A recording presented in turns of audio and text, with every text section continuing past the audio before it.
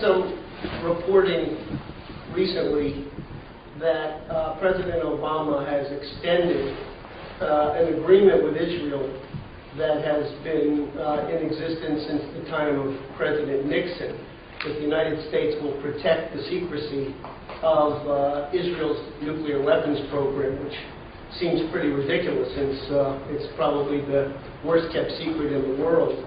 Helen, this is my inaugural moment here. I'm really excited. Mr. President, do you know of any country in the Middle East that has nuclear weapons? With respect to nuclear weapons, I don't want to speculate. What I know is this, that if we see a nuclear arms race in a region as volatile as the Middle East, everybody will be in danger. And one of my goals is to prevent nuclear proliferation generally. I think that it's important for the United States, in concert with Russia, to lead the way on this. Okay? All right. Sam. Helen Thomas asked Obama at his first news conference if he knew of any country in the Middle East which possessed nuclear weapons. He said he didn't want to speculate. Senator, do you know of any country in the Middle East that has nuclear weapons? I'm not free to comment on that. You can't, you're on the... Senator, is it worth not paying for a losing war in Afghanistan, a country with such proximity to Pakistan? Well, he asked about the Middle East. Pakistan clearly is a nuclear power.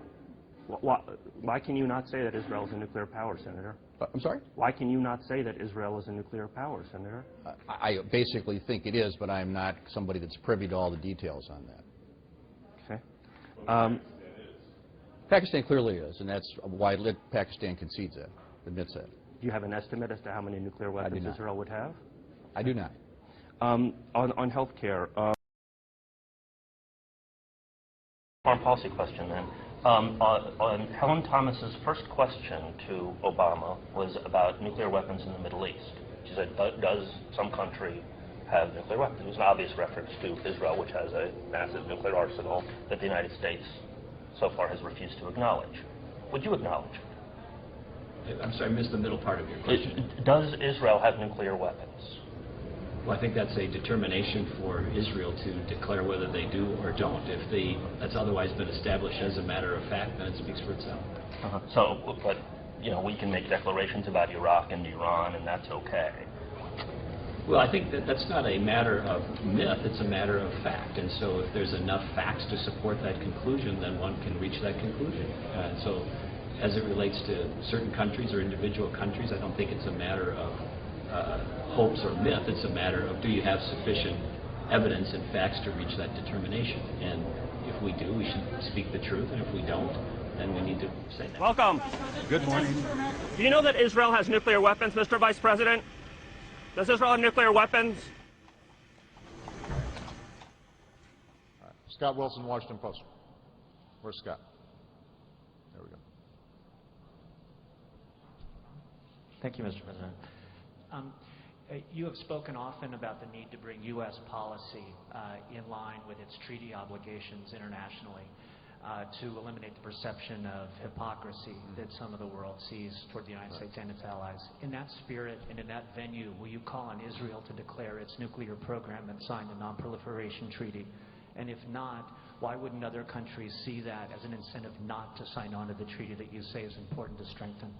Well, Scott, initially we were talking about U.S. behavior, and then suddenly we were talking about Israel. Let me talk about the United States.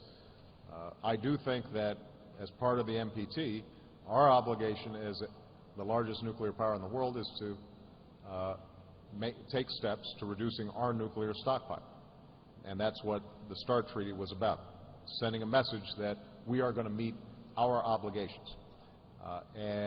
As far as Israel goes, I'm not going to comment on their program. What I'm going to point to is the fact that consistently we have urged all countries to become members of the NPT.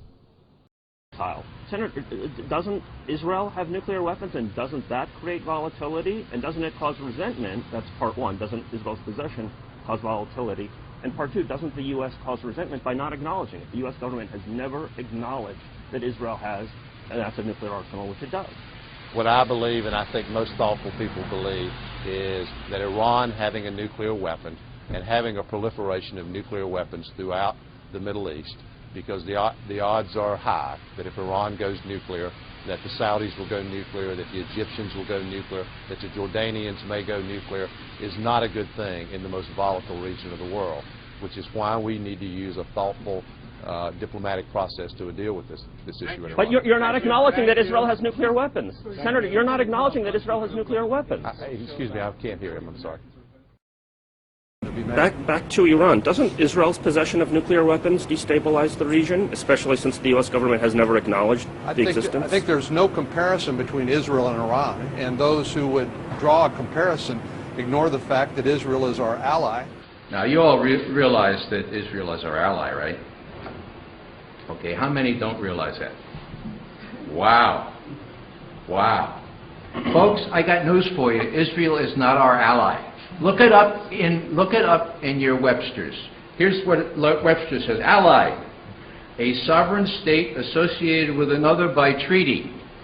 There is no treaty. Now, one of the congressmen we were briefing last night said there should be a treaty. Well, you know what, folks?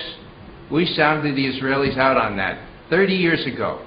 We said, how about a treaty? That would make you feel so secure, being in treaty relationship with us. Maybe you could give up the occupied territories. You know what the Israelis said? Thanks, but no thanks. We got the equivalent of a treaty. You know, you call us an ally anyway. And, you know, treaties require clearly defined international boundaries. And the Israelis didn't want any part of that. Okay? So, let's be aware of the rhetoric. Let's be aware that these things are realities. One of the congressmen said, well, it doesn't matter that there's no treaty. Well, I think it matters. I'm sort of a strict constructionist on things like that. And for the president and others to say that we're treaty-bound to spring to Israel's defense if it gets in trouble, even by its own provocation, you know, that's really a distortion of the Constitution. It's a distortion of what George Washington warned about when he talked about passionate attachments of one country to another.